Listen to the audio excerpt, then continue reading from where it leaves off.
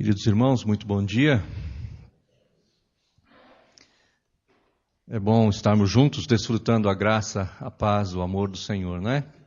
E rendendo a Ele a honra e a glória que Ele merece. Como o Rideu já falou nessa manhã, dia 15 de maio é comemorado, é considerado por algumas pessoas como o Dia Internacional da Família. O mês de maio, tradicionalmente, é comemorado, é considerado o mês da família, né? Sei que isso tem mudado um pouco nos últimos anos, quase não tem se falado muito sobre isso, mas em alguns círculos ainda se preserva essa ideia de comemorar, ou de falar, ou de enfatizar o assunto família. E eu gostaria de, nessa manhã, aproveitando essa ideia da comemoração do mês da família, pensar um pouco a respeito do assunto família com os irmãos. E gostaria de pensar nessa manhã sobre a necessidade que nós temos de estar alertas quanto ao fato de que nós temos um inimigo que luta contra todos os valores e princípios que Deus estabeleceu, todas as instituições que Deus estabeleceu, e certamente dentre elas está a família.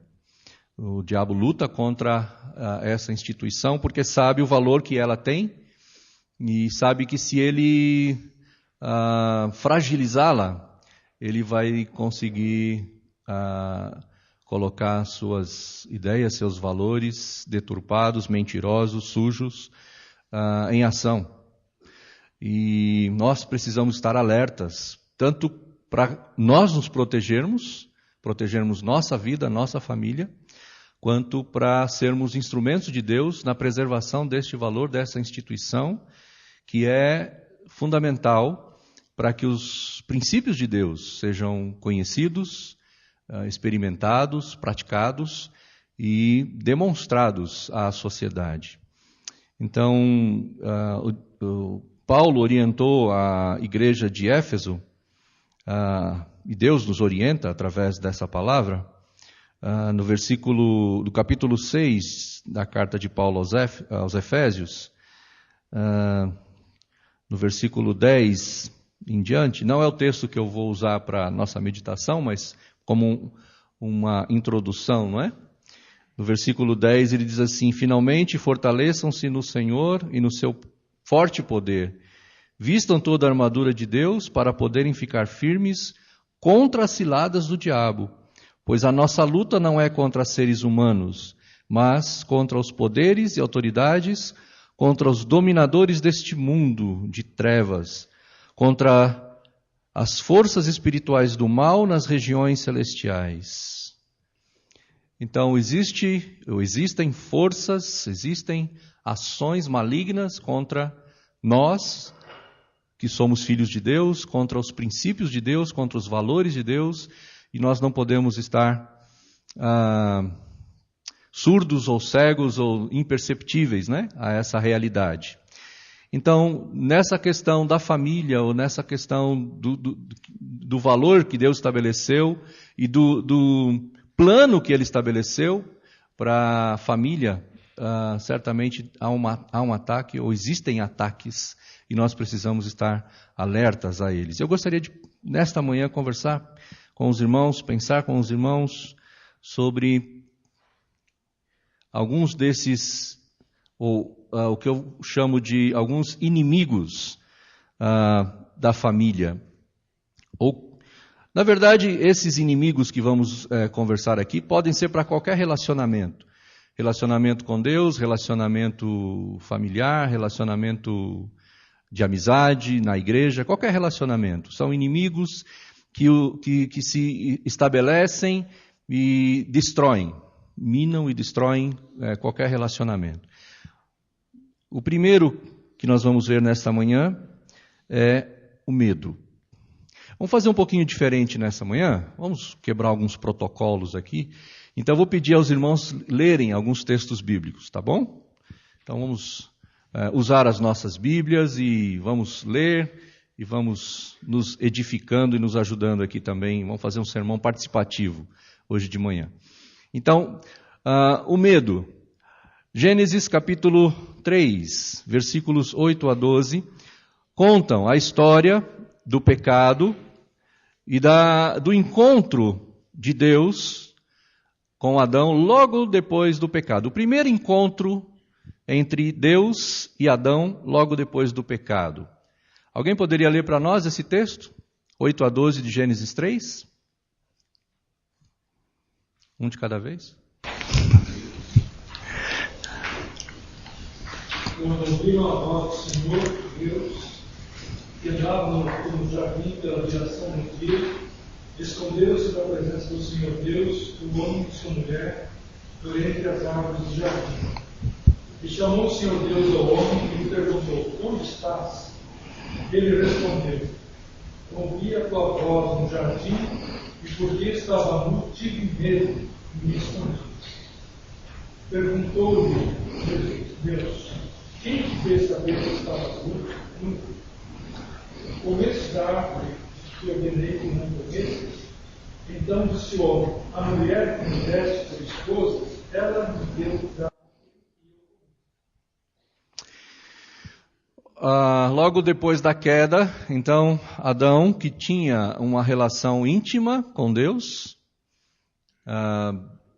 contínua, diária, sabendo que Deus viria ao seu encontro, provavelmente num horário determinado, diz o texto que ele ouviu, na minha versão diz que ele ouviu os passos do Senhor. Ouvindo que Deus estava chegando, correu e se escondeu.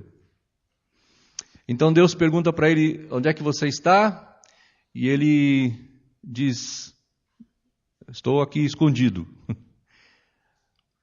E por que você está escondido, Adão? Porque eu tive medo. Estava nu e tive medo. O medo nos afasta das pessoas. O medo nos leva a esconder-nos das pessoas. O medo nos leva a usar de artifícios para nos esconder das pessoas. Perceba que Adão se escondeu atrás de árvores. Será que alguém é capaz de se esconder de Deus? Agora, será que alguém é capaz de se esconder de Deus atrás de uma árvore? Mas o medo leva a pessoa a ações desse tipo, né? Fica em desespero e se esconde. Se esconde de Deus, se esconde das pessoas. O medo acabou endurecendo o coração de Adão. O medo, a insegurança, leva a pessoa ao endurecimento do coração, à perda da sensibilidade, inclusive na relação ou na percepção do outro, ou das necessidades da outra pessoa ou das outras pessoas. E leva a pessoa ao egoísmo. Quando Deus questiona Adão, coloca Adão numa confrontação. E como é que é essa história, Adão? Quem te falou que você estava nu? De onde você tirou essa ideia? Você andou comendo fruto que não era para ter comido?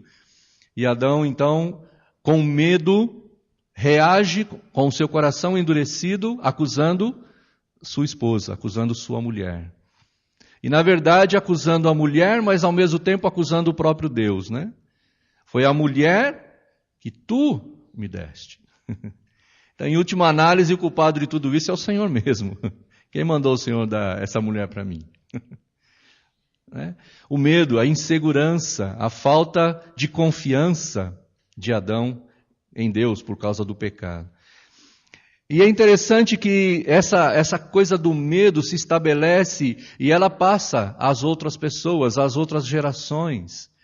Depois, lá na frente, nós encontramos, dentro da mesma família, dois irmãos, e o outro acaba assassinando o irmão porque tem medo. Medo de que Deus não o reconheça, medo de que Deus não aceite a sua oferta, que leva à inveja, que leva aos ciúmes.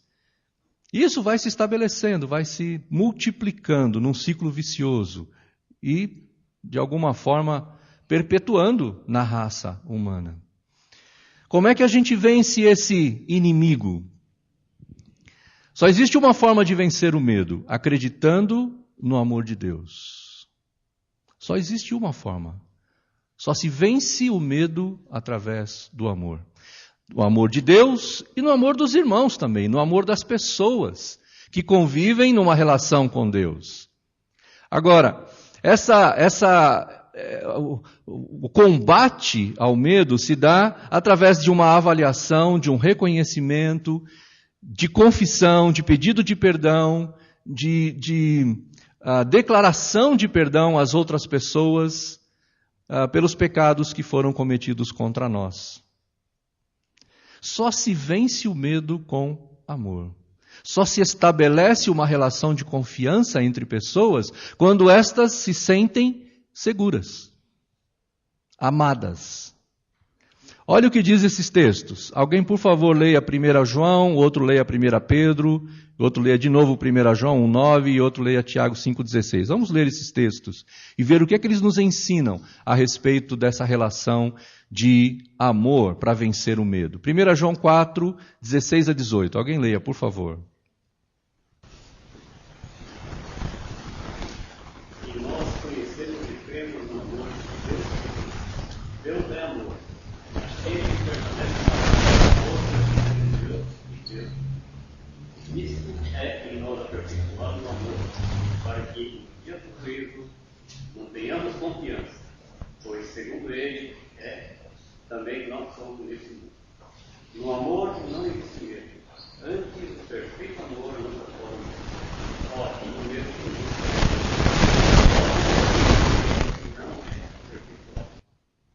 Olha, especialmente versículo 18, né? No amor não há medo. Ao contrário,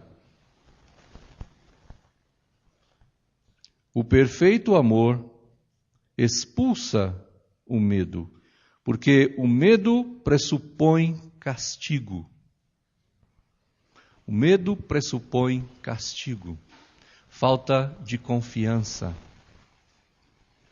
Nos relacionamentos familiares, medo de perder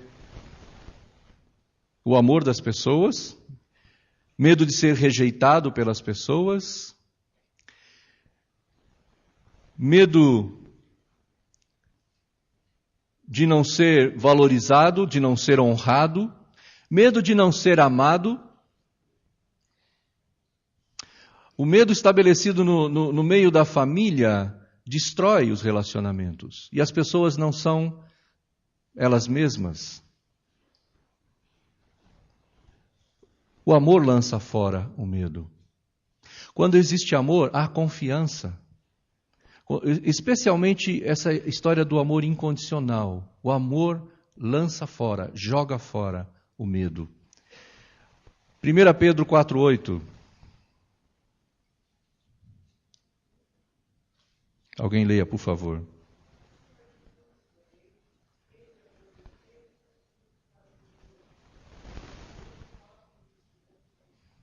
O amor cobre multidão de pecados. 1 João 1,9.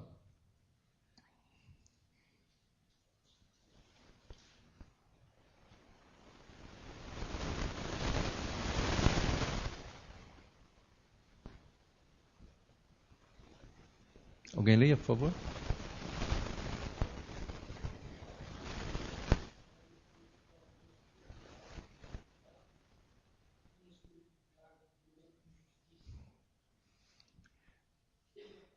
Ele é fiel para nos purificar, para nos perdoar e nos purificar. E Tiago 5,16.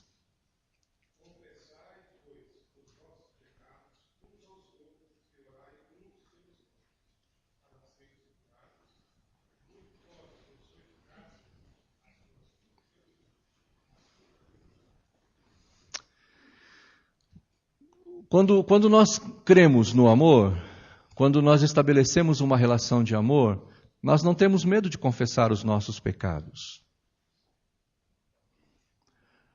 A falta de confiança, a falta de segurança nos afasta dos relacionamentos, nos afasta das pessoas. Me lembro de uma vez estar na casa de um amigo, um pastor. Eu era novo convertido na época, e ele tinha 2 filhos. O mais novo devia ter por volta de 9 anos.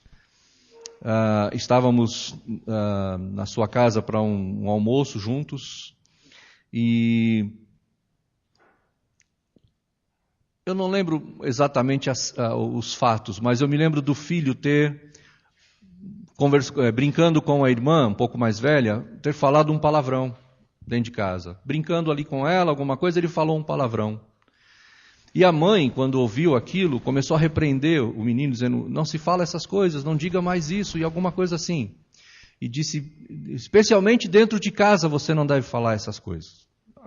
Ela levou nessa direção. E então o pai pediu licença e depois foi conversar com a mãe, e eu lembro da conversa porque estava presente, e ele disse: acho que nós precisamos dar liberdade ao nosso filho para falar tudo o que ele sabe, tudo o que ele sente, tudo o que ele experimenta, tudo o que ele aprendeu dentro de casa.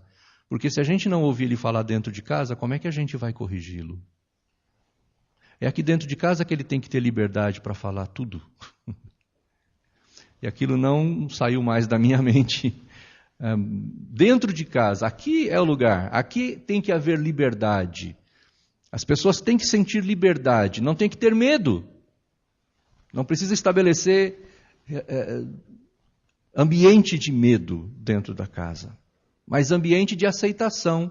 Mesmo que seja errado, vou ser corrigido, mas sou aceito, não sou jogado fora, não sou desprezado.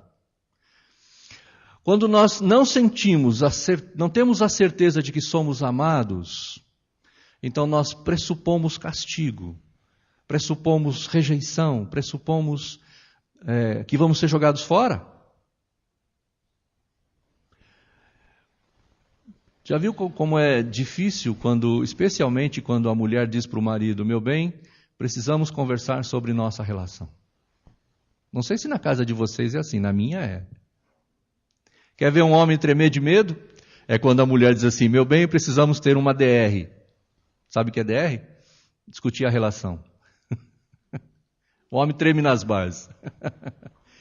Geralmente, por quê? Porque o ambiente não está muito de aceitação. Alguma coisa, ele diz assim: lá vem alguma reclamação. O que será que eu fiz de errado dessa vez? Então ele pressupõe esse mal-estar, essa reclamação, essa rejeição muitas vezes. Nós precisamos criar um ambiente onde haja aceitação incondicional, um amor incondicional. Precisamos nos sentir aceitos. Me lembro de uma vez, era líder de jovens há muitos anos atrás, na época chamava União de Mocidade ainda. E estávamos num encontro fazendo uma dinâmica para nos conhecer, para melhorar nosso relacionamento. E tínhamos uma pergunta para responder. Cada um ia responder. E essa pergunta era: quais são 2 momentos? O mais feliz, quando é que você se sente mais feliz? E qual é o momento onde você se sente mais triste?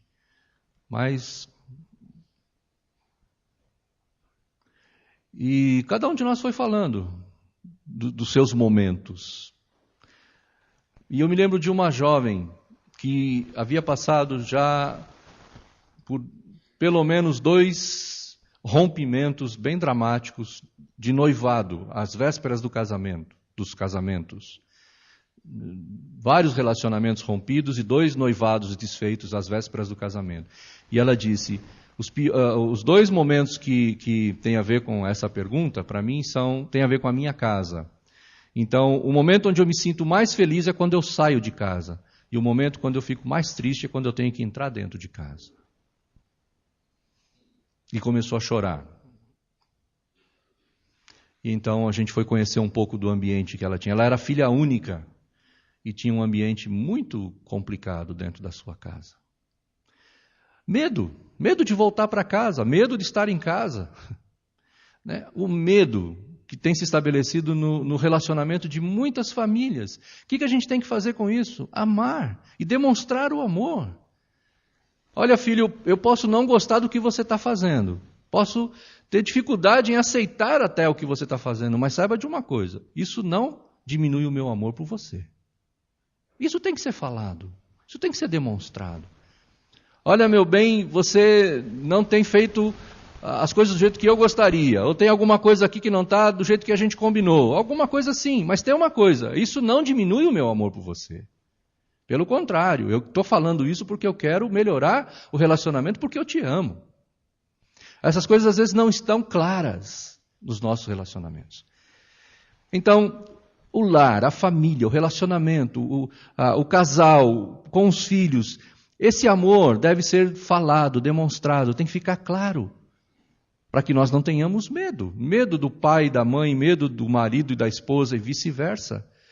O medo tem destruído lares, destruído relacionamentos, destruído o relacionamento conjugal, pais e filhos e assim por diante. E qualquer relacionamento, nenhum relacionamento vai subsistir onde estiver estabelecido o medo, porque geralmente o medo nos leva a agirmos, a nos comportarmos de uma forma que nós não somos, como Adão, se escondeu sua nudez, escondeu sua vergonha, como ele diz. Não quis revelar quem ele realmente era. Então, precisamos estabelecer um ambiente de aceitação, de transparência, onde, por causa do amor, podemos confessar os nossos pecados, podemos pedir perdão uns aos outros, podemos perdoar uns aos outros. Talvez fosse interessante fazer uma pergunta neste momento. Qual foi a última vez que na sua família houve pedido de perdão? Qual foi a última vez na sua família em que alguém confessou alguma coisa errada e pediu perdão? Eu acho que isso já mostra se temos ou não um ambiente de amor e de aceitação dentro da nossa casa, dos nossos relacionamentos familiares. Então, precisamos combater o medo. O medo tem que ser banido dos nossos relacionamentos. E só se faz isso através do amor. E temos que deixar claro que amamos. Segundo inimigo, o secularismo. Essa sociedade totalmente envolvida pelas ações malignas. 2 Timóteo, os irmãos aí da classe de adultos, né, devem estar bem craques aí nos textos, né? 2 Timóteo 3, de 1 a 5. Já passaram por aqui? Hoje, olha lá. Alguém lê para nós 2 Timóteo 3, de 1 a 5?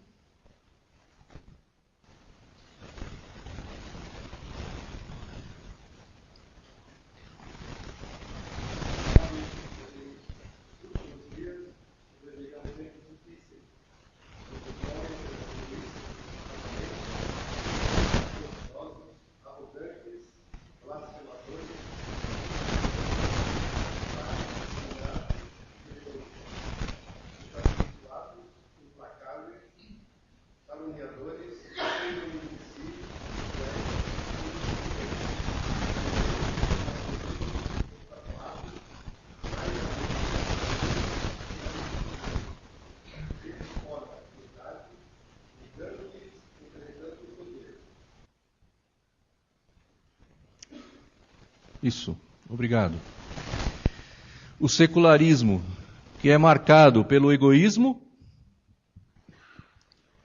como uma das principais características, o egoísmo, as pessoas que só olham para si mesmas, que só buscam seus interesses, que desprezam os interesses e necessidades dos outros. Acho que a gente poderia até colocar aqui uma frase que é muito citada nos dias atuais, né? As pessoas dizendo ou buscando ou reivindicando o seu direito de ser feliz, né? Eu tenho o direito de ser feliz. Na verdade, as pessoas estão exigindo ser felizes. E exigem isso do outro, né? Você tem a obrigação de me fazer feliz. A mídia propaga isso de uma forma muito intensa e as pessoas acreditam nisso e então vão em busca disso, né? Eu quero a felicidade. Mas, na verdade, o que as pessoas estão chamando de felicidade, à luz das Escrituras, é chamado de egoísmo. Onde eu tenho que me dar bem, eu tenho que me beneficiar, eu tenho que me sair bem, eu tenho que estar sentindo prazer, e se eu não estou sentindo prazer, eu não estou sendo feliz e eu tenho que ser feliz. Então, isso é egoísmo.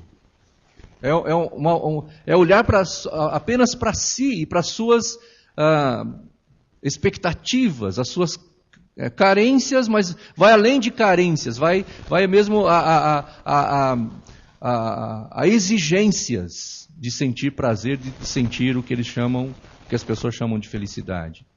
O texto também diz que são pessoas marcadas, desafeiçoadas, diz a versão que Alcineu leu. A minha versão diz, sem amor pela família. Desafeiçoadas. Pessoas cujo afeto é desprezado. Não há relacionamento afetuoso. As pessoas não se abraçam, não se beijam, não se tocam, são desafeiçoadas. Não tem contato físico, não há calor afetuoso. Existe um livro chamado A Psicologia do Afeto, onde diz que, assim como nós precisamos, especialmente uma criança, precisa de alimento para sobreviver, senão ela morre, nós também precisamos de afeto. Precisamos de abraço, beijo, contato físico. Isso faz parte da nossa natureza. Deus nos fez com essa carência. E aonde é que nós vamos ter isso de uma forma a suprir nossa necessidade? Dentro da família. No contexto de família. Então, essa coisa de beijo, abraço e contato físico é uma carência, uma necessidade humana. Deus nos fez carentes e necessitados disso.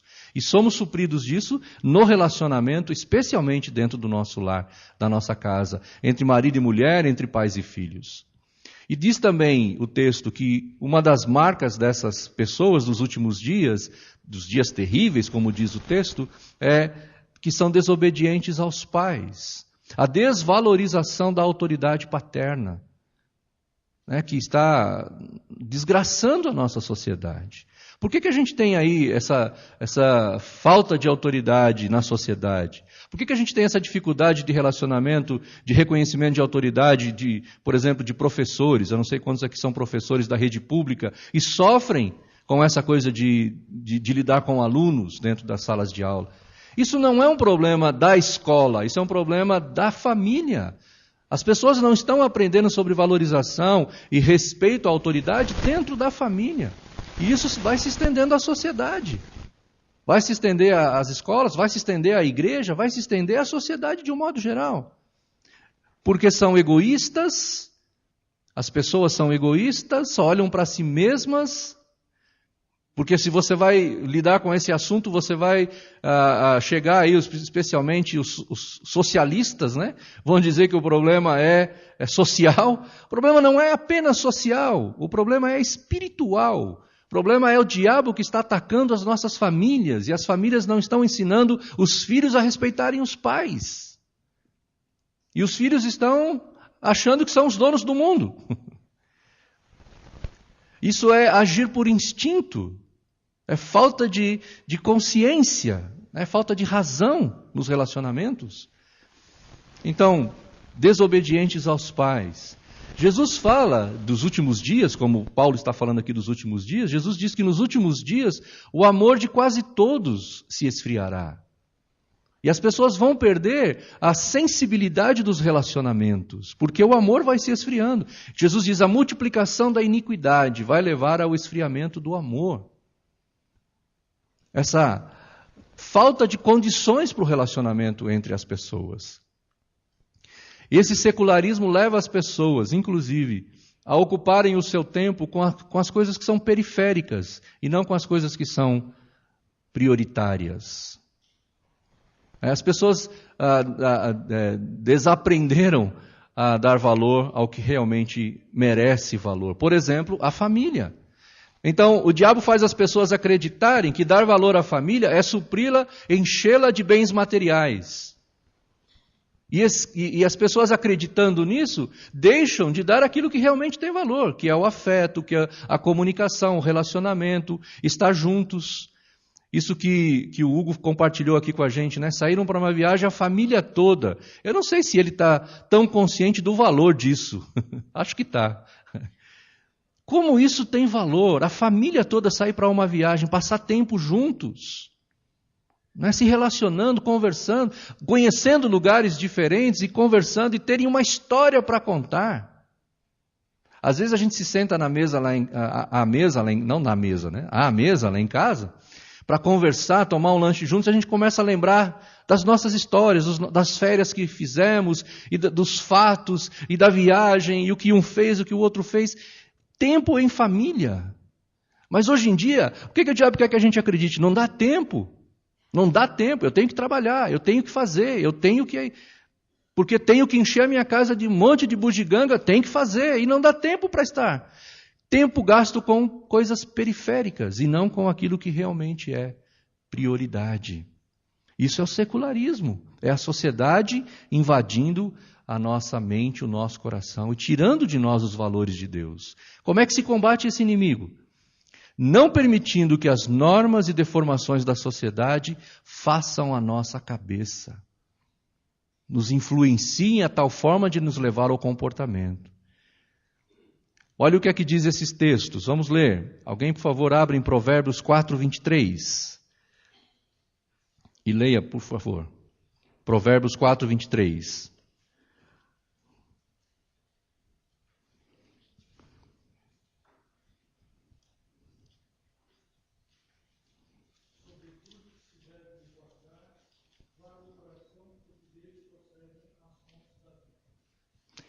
Sobre tudo que tiver que guardar, guarda, pois, o teu coração, porque dele procedem as coisas da vida.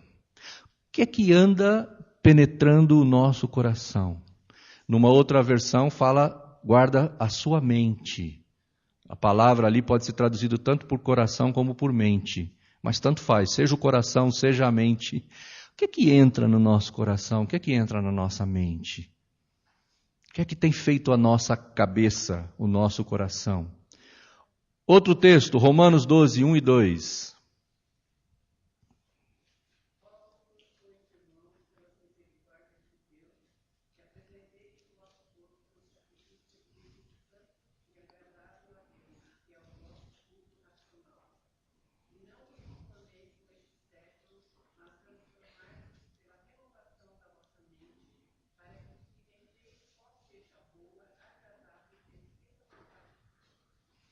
Especialmente o versículo 2, né? E não se conforme, não tome a forma, não tome o padrão, não deixe que a forma da sociedade faça o seu comportamento, mas transforme a sua mente, renove a sua mente, para que você experimente a boa, perfeita e agradável vontade do Senhor.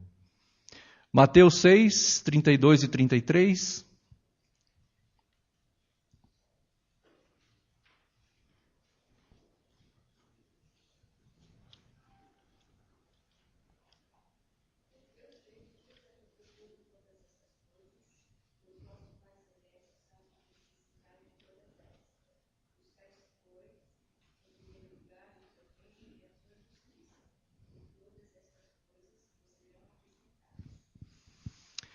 Então, a sociedade imprime sobre nós uma ideia, coloca valores e nos leva a um comportamento que não é condizente com as verdades de Deus. O que é que entra na nossa mente? O que é que faz a nossa cabeça? Quais são os valores nos quais nós cremos e que nos levam à prática? O que é que faz a nossa cabeça? A palavra de Deus diz que nós devemos guardar a nossa mente e o coração, enchê-los com a palavra de Deus, com os valores de Deus, conhecer as verdades a respeito de Deus. O que é que a palavra de Deus diz sobre família? O que é que a palavra de Deus diz sobre os relacionamentos? O que a palavra de Deus diz sobre o comportamento de marido e mulher? O que é que a palavra de Deus diz sobre o comportamento de pais e filhos? A palavra, Deus. A única forma de combater o secularismo é com a palavra de Deus fazendo a nossa cabeça, entrando na nossa mente, descendo ao nosso coração e transformando a nossa vida. Este é o padrão de Deus, o padrão do cristão que está na palavra de Deus. A sociedade, então, diz, busque as coisas. E Deus diz, busque o reino. Busque o reino. Busque a vontade de Deus. Submeta-se à vontade de Deus. Viva segundo o padrão de Deus. E as coisas são acréscimos. Não são um fim em si mesmo. São acréscimos. O padrão da sociedade é exatamente o contrário, né? Família é acréscimo. Relacionamento é acréscimo. E vamos atrás das coisas, é o que diz a sociedade. Olha o que é que Deus diz. A palavra de Deus é que é capaz de nos tornar aptos para viver o cristianismo. Tenho um grande amigo, mais de 30 anos que nós somos amigos, nos convertemos praticamente juntos, na mesma época, na mesma igreja. E depois de algum tempo, nossos caminhos, ainda que estivéssemos na mesma igreja, foram um pouco diferentes. Eu fui atender o chamado, fui para seminário, fui me preparar e ele foi crescer na carreira profissional. E cresceu muito, cresceu mesmo. Atingiu o ápice, é um grande empresário hoje em dia, muito bem sucedido. Mas durante o tempo que pudemos estar juntos, em alguns momentos, que o tempo permitia, eu percebia e muitas vezes sentei com ele, conversamos a respeito, e eu dizia para ele, cuidado, porque você não tem investido tempo na sua família. Você trabalha de segunda a segunda, sábado e domingo está envolvido com a igreja e não tem tempo com a sua família. Você não viaja com a família, você não descansa com a família. Cuidado, preste atenção. Mas ele dizendo, não, eu preciso correr atrás. Hoje ele é um empresário, é alguém muito bem sucedido financeiramente, mas a sua família não está totalmente destruída pela misericórdia de Deus. E porque em algum momento ele abriu os olhos e pediu socorro e hoje está tentando restaurar aquilo que está bem danificado. Um dos filhos tem um sério problema com envolvimento no homossexualismo. O filho mais novo hoje está com uma ação de rebeldia muito grande dentro de casa. A filha já passou um processo de rebeldia, hoje já está mais acomodada.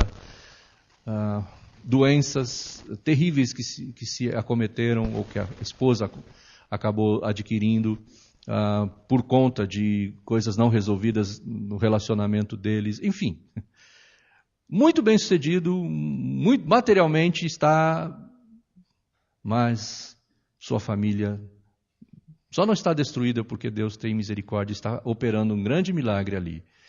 Mas já esteve às portas da destruição completa. E aí, por conta da amizade, do relacionamento, a gente tem andado próximo e Beth e eu temos dado um apoio, um suporte para eles nesse processo de restauração. A palavra de Deus é a nossa base, a nossa fonte, aquilo que deve fazer a nossa cabeça. E por último, terceiro inimigo que tem acabado com a família e com a sociedade até, é a religiosidade. Religiosidade. Mateus 23, 27, Jesus condena o religiosismo ou a religiosidade. Alguém pode ler? Mateus 23, 27.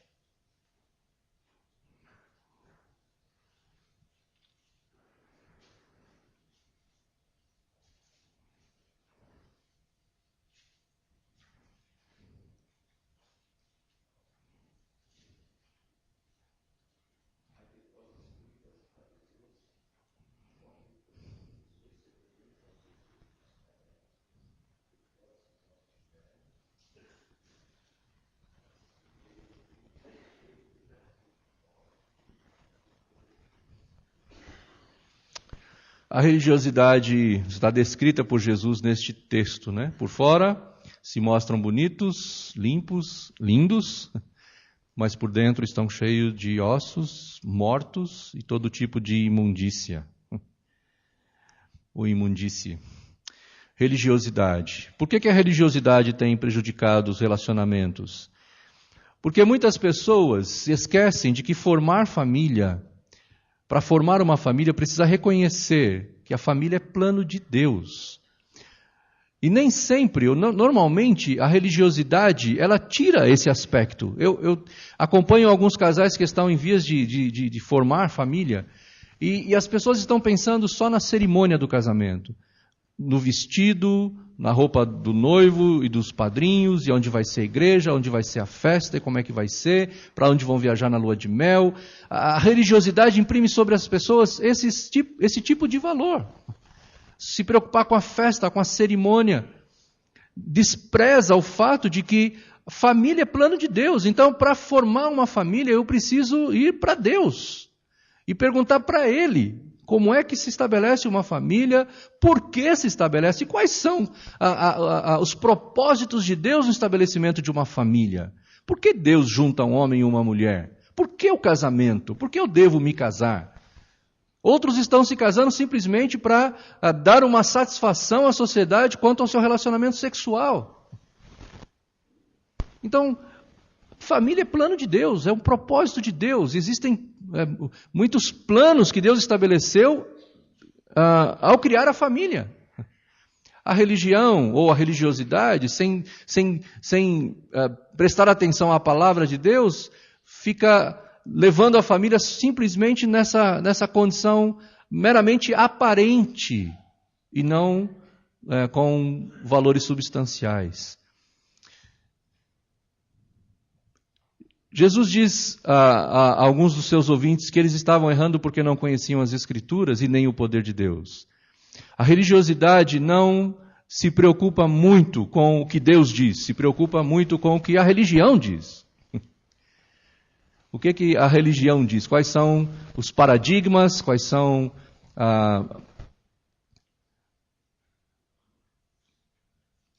as regras que a religião estabelece?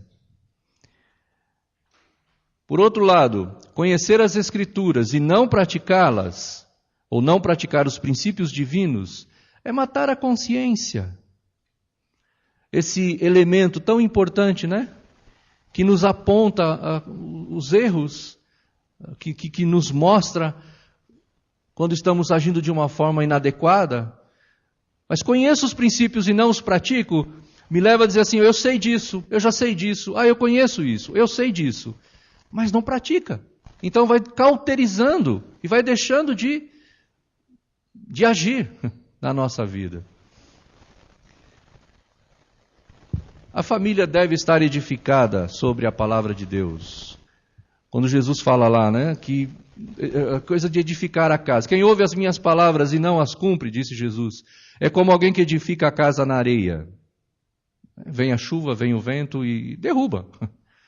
Então, tem acontecido muito com as pessoas que vivem ou que estão apenas vivendo uma religiosidade. O texto que o Alcineu leu de 2 Timóteo, o versículo 5 do capítulo 3, diz que as pessoas têm aparência, mas não têm poder. Tem só a aparência, mas não vivem a realidade da palavra de Deus. Como é que se combate esse inimigo? Vivendo segundo os princípios e valores estabelecidos pela palavra de Deus, custe o que custar. Custe o que custar, pagando o preço para viver isso. O Salmo 128 é um salmo de bênçãos, né? Que diz lá, bem-aventurado o homem que teme ao Senhor. Fala dos seus filhos, fala da sua casa, fala que ele terá prazer em ver os filhos dos seus filhos e vai viver em paz.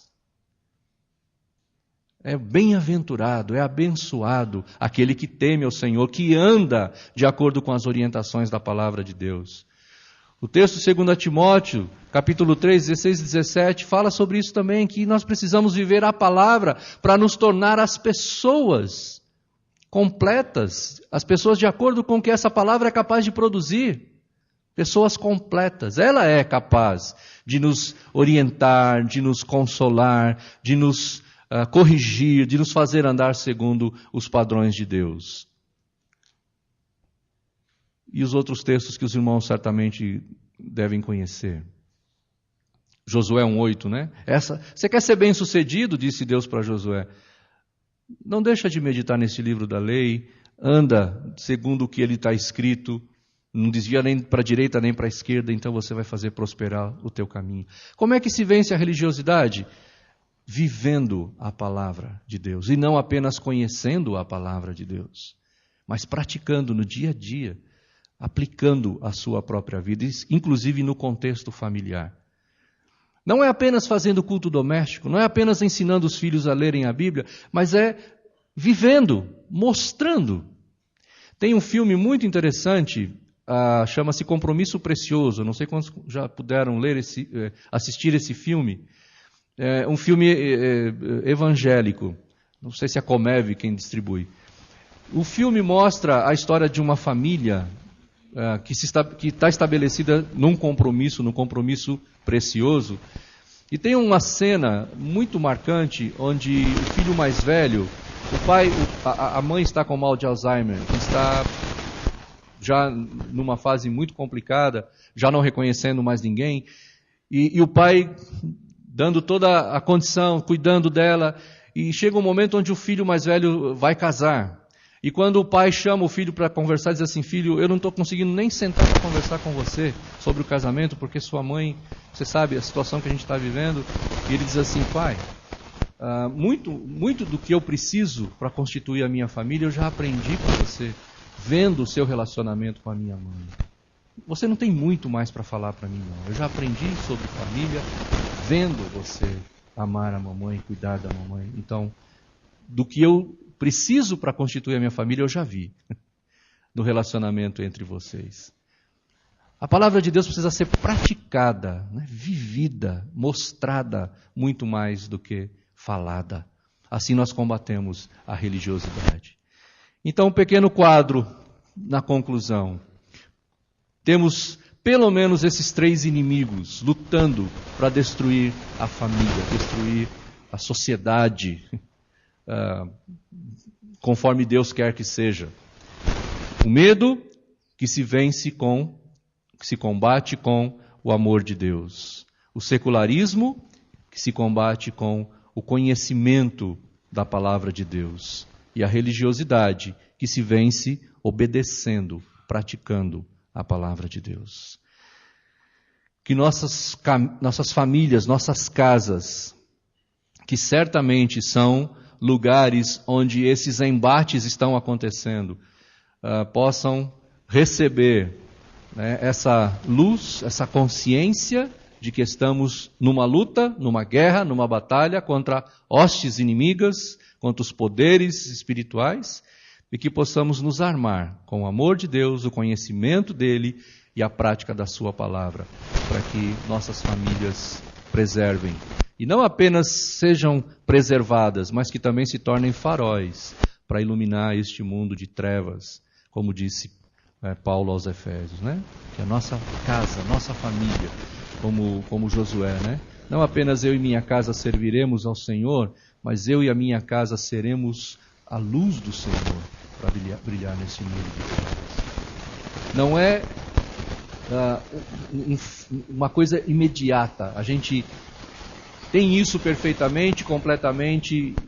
Não. Isso tudo está acontecendo e é dentro de um processo. Vamos amando, vamos conhecendo e vamos praticando até o dia que o Senhor determinar para nós. Amém? Vamos orar? Agradecemos-te, Pai Santo, pela oportunidade de meditar em Tua Palavra nesta manhã. Obrigado pela família. Obrigado por este plano maravilhoso, perfeito, que o Senhor tem realizado através da constituição da família. Obrigado pelas ações do Senhor em nossa vida, em nossa família. Pedimos que o Senhor nos ajude a ter a consciência desses inimigos querendo atuar, querendo atrapalhar o Teu plano em nossa convivência familiar. Ajuda-nos, Pai, a confiar especialmente no Teu amor e ajuda-nos a estabelecer uma relação de confiança através do amor com os nossos familiares. Ajuda-nos, Pai, a ter a responsabilidade de conhecer Tua Palavra profundamente, a conhecer a Tua Palavra não apenas intelectualmente, mas permitir que ela faça mesmo diferença em nossa vida, que ela entre na nossa mente e no nosso coração e se tornem valores preciosos para nós. E ajuda-nos a viver, a praticar. Seja lá o preço que tivermos que pagar, ajuda-nos a viver as verdades da Tua Palavra, para que nossa família seja preservada mesmo, para que nossa família seja luz neste mundo de trevas, para a Tua glória, em nome de Jesus. Amém. Amém. Que Deus.